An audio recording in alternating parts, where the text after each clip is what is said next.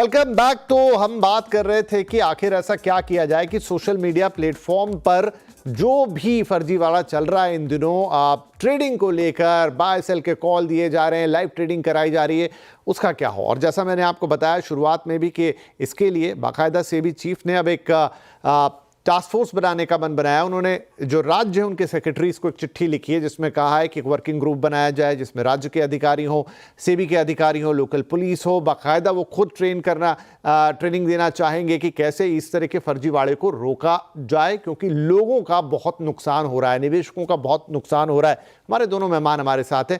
तो गुप्ता सर, मुझे ये बताएं कि अब आपने कहा कि एक तो एजुकेशन इंपॉर्टेंट है, ठीक है, वो सही बात है, लगातार उसकी कोशिश हो रही है, उस कोशिश को और बढ़ाया जा सकता है दूर दूर तक। जैसा मैंने कहा कि इन दिनों तो ये चीज़ पहुंच चुकी है जहां लोगों के पास अब एक्सेस है, लेकिन दूसरी तरफ भी तो ये जो सारा मामला हो रहा है वो एजुकेशन की आड़ में ही हो रहा है। ज़्यादातर लोग कहते हैं मार्केट एजुकेशन आपको दे रहे हैं और लोगों को लगता है कि बात तो सही कर रहे हैं, सुन लेते हैं। तो क्या जो अभी हम एजुकेशन देने की कोशिश कर रहे हैं या अवेयरनेस देने की कोशिश कर रहे हैं वो प्रयास पूरे नहीं है, या फिर अब जो सेबी करने की कोशिश कर रही है कि कुठाराघात करेंगे इनके ऊपर, एक टास्क फोर्स बनाते हैं, एक वर्किंग ग्रुप बनाते हैं, उसी से बात बनने वाली है?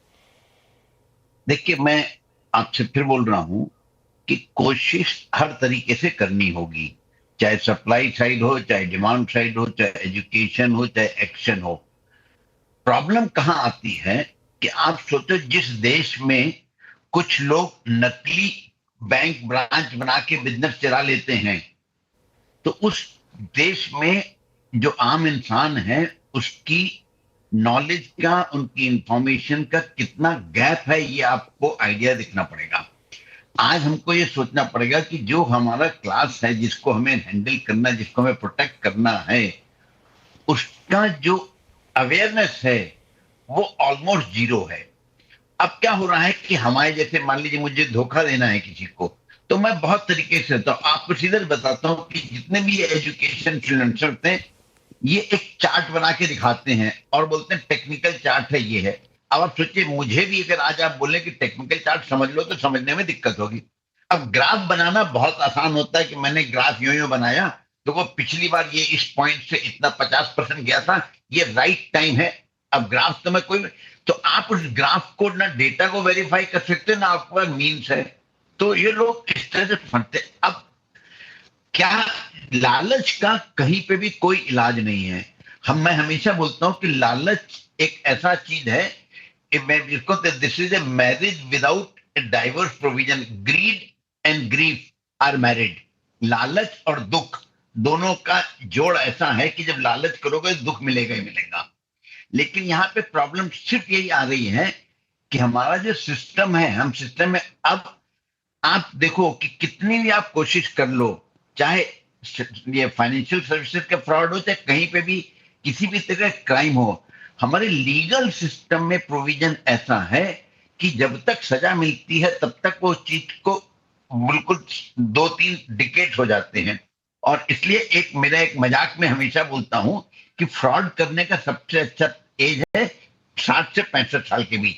आपने फ्रॉड किया, पैसा कमाया, और जब तक आपका कुछ केस पे डिसाइड होगा, ऊपर में पल्ला मियां के पास चले गए। तो इसलिए लीगल सिस्टम को फास्ट ट्रैक होना पड़ेगा। जी, ये आपका पॉइंट सही है जी, यही पॉइंट तो है कि लीगल सिस्टम को फास्ट ट्रैक होना पड़ेगा। सुनील साहब, क्विकली, क्योंकि अब समय मेरा समाप्त हो रहा है, यही कोशिश अब सेबी करने की कर रहा है, वो राज्यों के साथ मिलकर जो भी वो अपने सिस्टम को तो पुख्ता करें। एजुकेशन अपनी जगह है, अवेयरनेस अपनी जगह है, लेकिन उस तरफ भी तो आपको थोड़ी लगाम लगानी पड़ेगी जहां धड़ल्ले से लोग आए जा रहे हैं और अपने आप को एक्सपर्ट बता रहे हैं। नहीं, बिल्कुल मैं सहमत हूँ जो गुप्ता जी कह रहे हैं, मगर खाली क्या है कि कोर्ट के सिस्टम हम सुधार नहीं कर सकते। तो अब ये जो सेबी कोशिश कर रही है, वो सिंपल सी बात है कि इनको पकड़े और उनको अरेस्ट करे, उसके बाद उनको सजा मिलती है वो बाद में, मगर नेम और शेम करना चाहिए।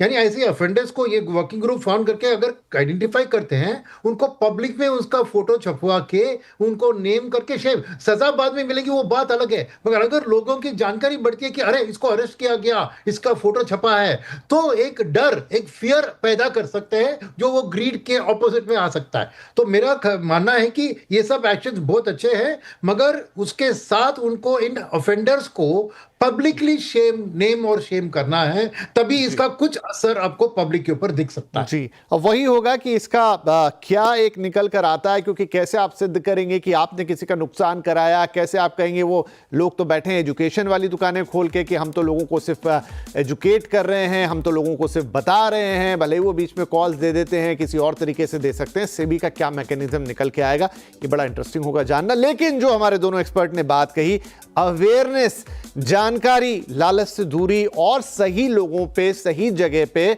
भरोसा, ये सबसे इंपॉर्टेंट बात है, क्योंकि ये इतनी आसान चीजें नहीं है।